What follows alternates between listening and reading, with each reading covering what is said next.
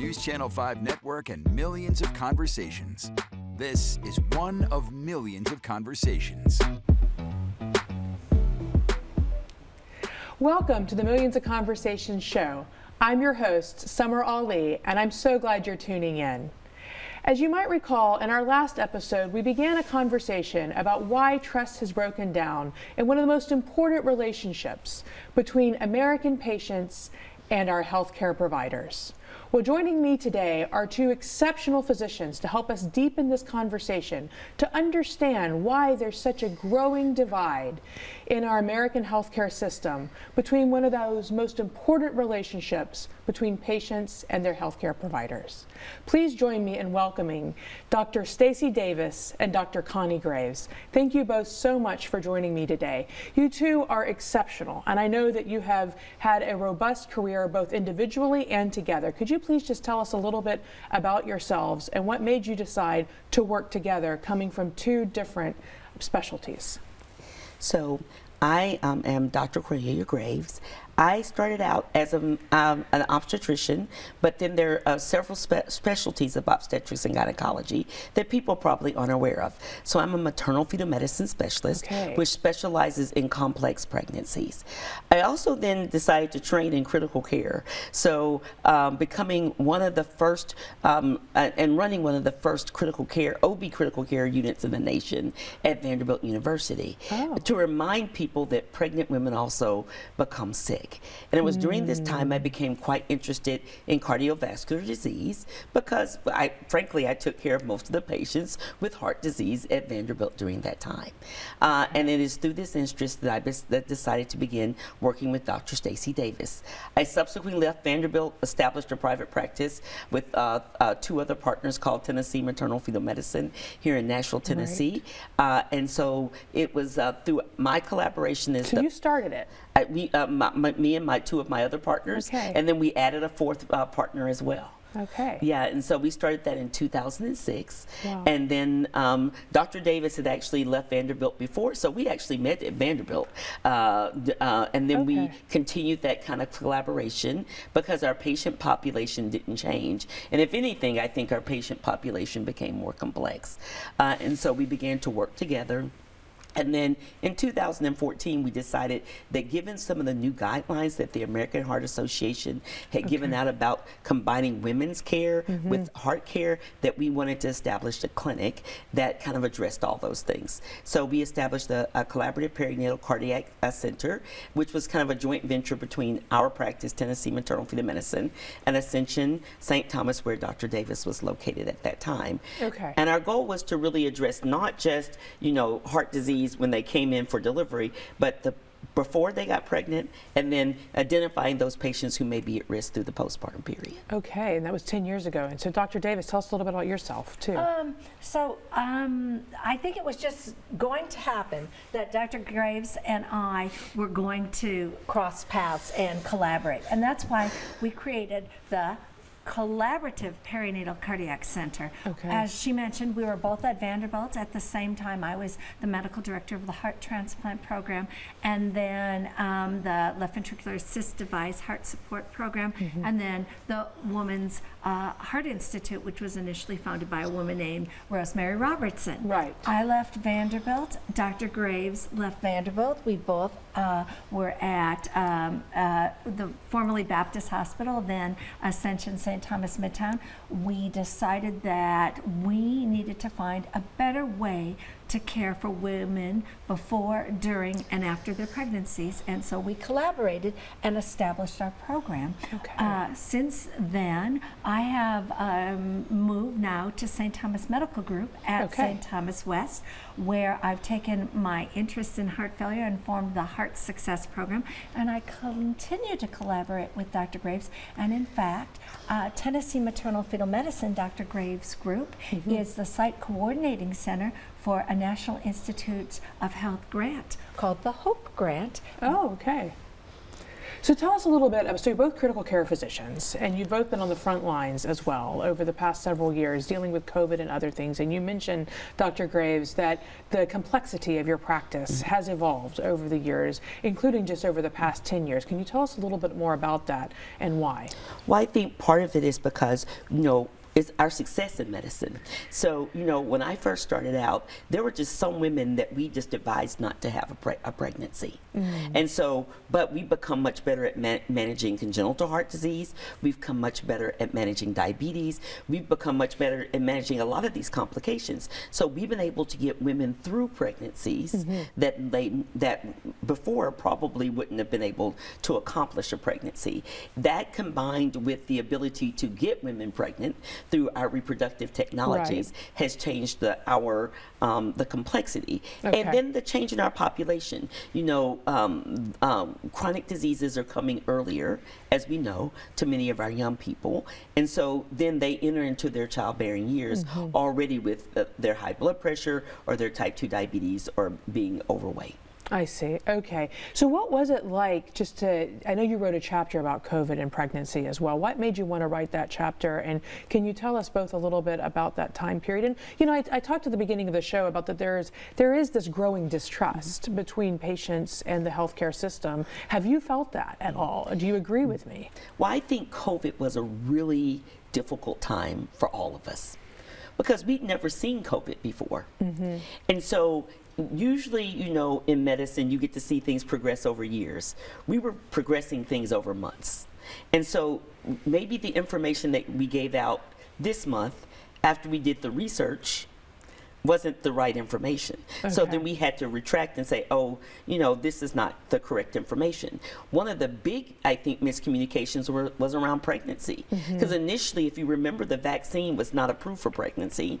And I had all of my faculty and people at Ascension calling and saying, you need to call Ascension and tell them that we're pregnant and we want the vaccine. Because we understood that pregnant women who were getting COVID were getting much sicker than their age-related counterparts who weren't pregnant.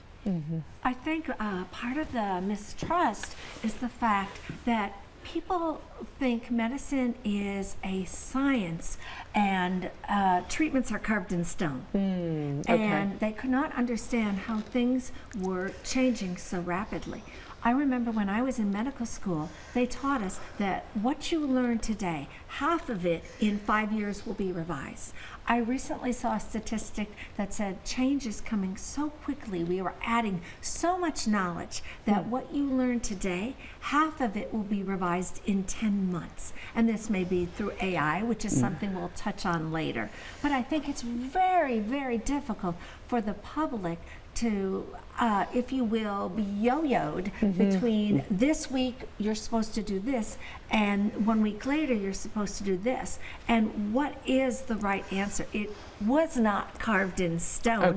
It was written on a dry erase board and it was being erased rather rapidly.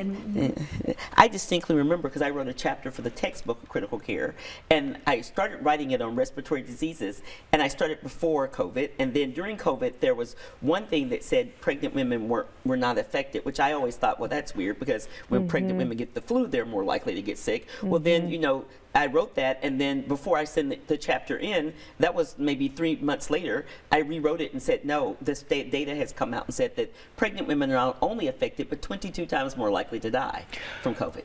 Well, we're about, how do you see patients trying to navigate that? I mean, if you're sitting in their position right now and you yourself are saying that they have to get used to this dry erase board concept, how are they supposed to have trust when that's the situation that they're in and you're navigating it yourself?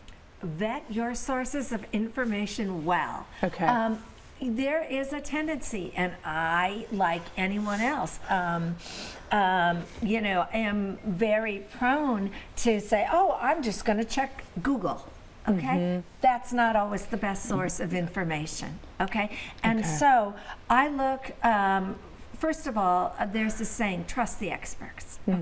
Find out who the real experts are. The National Institutes of Health has something called the National Library of Medicine. Okay. And not everyone has access to it. There is something called Up to Date, okay, which is well vetted, and there is a patient page under Up to Date that you can get information on. But I think we have to go back to the patient-physician relationship. Yeah. And I think that Dr. Google is going to be less effective than your own primary care physician. Okay, well, looking forward to talking about that more after the break. Thank you.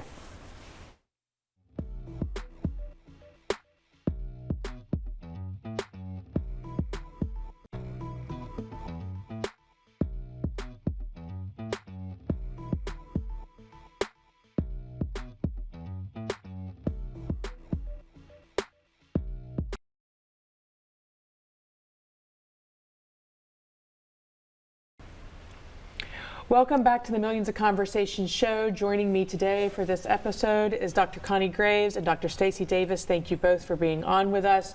We were just talking about the growing trust deficit between patients and our American healthcare system, and they were helping us to understand why. And Dr. Davis, you made a really good point about Dr. Google and people consulting Dr. Google. And that's one of the first things that people want to do, right? When they are worried about a condition or they've got a symptom, they go in and they look to Google to find the answer because they want access to the answer. And I think that many people are finding it hard to get the information that they need, that they can trust, that they can rely on. So how are you navigating that? I think you have to build a relationship with your patient. I think that's one of the most important things in medicine, and it can be a challenge. And I just briefly want to tell the story of a patient who came to my office and he was reluctant to wear a mask. In fact, he didn't want to wear a mask, and the minute I walked in the room, he said, "I'm only wearing this mask because your front desk made me, and I'm taking it off now." Okay. And I said, so there was anger there? Yes, there was definite anger there. And I said, "Well, why won't you wear a mask?" And he goes, "Because I think this is all overblown." And I said, "Well, have you lost anyone to COVID?" And he said, "Well, no, I've been staying home." And I said, "Well, do you know I've lost 10 patients?" I said, "And it worries me that you could be one of them." And he was very taken aback when I said that. And I said, "Let's stop and talk for a moment about risk factors for COVID. You've got several of them, and I'm worried you could be one of them." And he goes, "It's not going to happen to me. I'm staying home. In fact, the only time I got out was to come see you." I see. And he was just not believing that COVID was going to affect him. And so I don't know if I said this because I wanted to shock him into reality, but I said, "You know, some of those people who aren't here are probably people who were in the waiting room with you at one point. But if you still don't believe me, I can take you over to the hospital after I finish clinic." And he looked at me and he said, "Well, I wouldn't want to go over there." And I said, "Well, it's real." And the interesting thing, I bring this back around because the next time he came to see me 3 months later, he was wearing a mask. Well, there you go. So I think it became real to him. I see. Dr. Graves, did you have similar experiences? Did you do that today as well? I think that part of the issue with COVID is because the hospital was on lockdown. And so people did not even get to see their loved ones pass away. And in fact, you know, often the only communication was on a tablet. That compounded with I think the government not giving clear direction and actually undermining the experts who were trying to give clear direction made it such that people become very distrustful. You know, because so-and-so is saying over here, if I take hydrochloroquine, I won't get COVID, but they're telling me over in the medical community that I can get it. And so, you know, I think especially with my pregnant patients, you know, I put signs up in my office. We decided that at some point only the patient could come, and then her partner could come if you wore a mask. And then we would put signs up in the office, and one of my signs said, "Did you know pregnant women are 22 times more likely to die from COVID?" And today, how are you navigating these information? What it seems to me is that there's a breakdown in the information ecosystem that's taking place here. And so how are you navigating that? And how are patients finding, they seem, from everything I read and see, people seem frustrated. They seem very frustrated, and they don't exactly know where to turn. And that's one of the reasons why they think Dr. Google is the expert rather than doctors.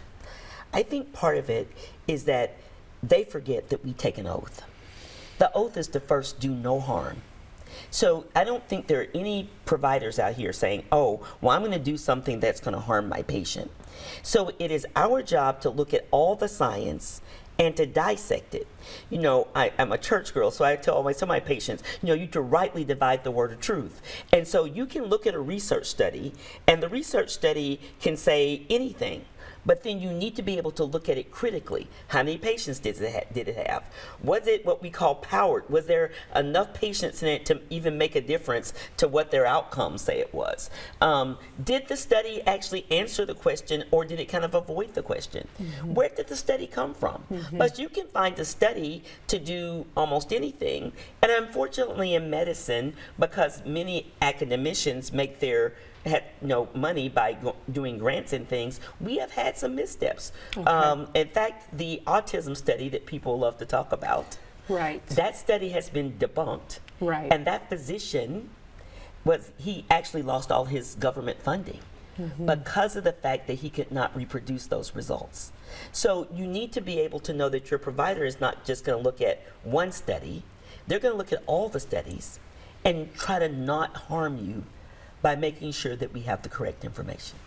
I think getting back to your physician, I think what both Dr. Graves and I tried to do in our office is provide patients with information. And very often, I'm dealing with heart patients, so people are going to ask me about cholesterol, about blood pressure, about diet. And I know that both of us actually have handouts that we give patients so that they can read and learn more. And we will actually direct them to websites such as the American Heart Association in my area, the Heart Failure Society of America, the Society for Maternal Fetal Medicine, so they can go and get trusted information, because it's overwhelming if you just start searching online. And again, you can find things online that will confirm any particular bias you may have. Right.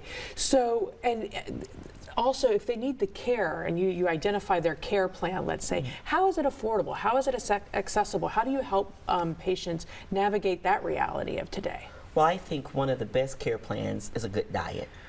And that is really very difficult, right, for many patients, because then you have to not only talk to them about, hey, I want you to change your diet, but it has to be affordable. And we know that given our current status, many of our fresh fruits and vegetables, things like eggs, have been relatively unaffordable. Right. So not only do we try to navigate, giving you a care plan, but I also try to navigate suggestions on how you can meet your care plan. Often I say to my patients, is there a farmer's market in your area? If I ask you to do exercise, which is another part of our care plan, but if you live in a neighborhood where it's unsafe to walk and you might get shot, that's hard to execute. So, can you go to the mall? So it's not just our job to give out a care plan, it's also our job to kind of come up with practical ways to execute the care plan. And that's why diversity of thought is so important, because if you grow up in a place where you don't have to worry about those things, it doesn't dawn on you why your patient may not be able to execute that plan. And I guess I'm asking too, like, about medicine, about scans, about things that people start feeling like their bill is adding up and they're not sure. I mean, I've heard about people going bankrupt, quite frankly, because of their healthcare bills. Well, I think that's also an issue, because the other thing I think people don't understand is what your insurance does and does not. And it's not just they don't pay you for your things. They don't pay sometimes for our things as well. And so navigating that system is very important. And so, but again, it is when we see patients, when a patient comes to my office, you have to be very explicit. This is how much your bill is going to cost. There's a Transparency in Healthcare Act that talks about ways to know pricing on things. But I think it's also important that patients take the initiative, and this has happened many times. Patients have said, you need to know, I've got a $5,000 deductible, I've got an $8,000 deductible. And if we know that, the patient has already met their deductible or will meet their deductible by a certain time, we can work with them. It sounds like a patient has to have enough information, though. There's a sophistication element here. And so what happens if their expertise is not navigating? I'd like us to think a little bit more about that. I know we're going to be able to continue this conversation in the next episode and get into that. But just to say, it sounds like what you're describing, your role is as the quarterback, like that you're working on a team together and the physician is the quarterback on the team. Is that an accurate description? That is correct. And I think patients, it is onus is upon you to also know what your benefits and things are. So, you know, that is, and of course, that does require a certain level of sophistication. And I will say that our insurance system has become quite complex. So, you know, for example, you know, co-pays, for example. A co-pay may be, you know, $10 for me, but $15 for her, and the patients are just so confused. So it's really important to know those things. And we want to lean into addressing that confusion and how we can help patients be less confused. Thank you both for joining us.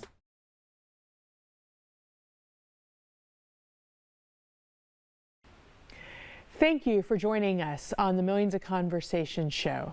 What an enlightening discussion with Dr. Graves and Dr. Davis. Today, we explored why trust in our healthcare system has broken down, from medical history to misinformation to the growing influence of corporate interests. Understanding this is the first step towards change. We also talked a lot about why people are so confused, why they're having to look to Dr. Google for answers, why they don't feel that they necessarily can trust their healthcare providers, and why they feel the system is difficult to navigate, difficult to access, and difficult to pay for. One takeaway for me was that let's think about this in this way. What if we think about our doctor as our quarterback on our team to help us navigate this confusing, complex system so that we can all find a better way to manage our healthcare needs? So what comes next? How do we fix it? In our next episode, we'll dive into solutions as what patients can do, what doctors can do, and how we can all work better together with our physicians as our quarterback, with our healthcare providers in a new thinking about how we do this together. Join Millions of Conversations by taking the pledge to listen as we work towards building a shared future based on our common values. We'll see you next time.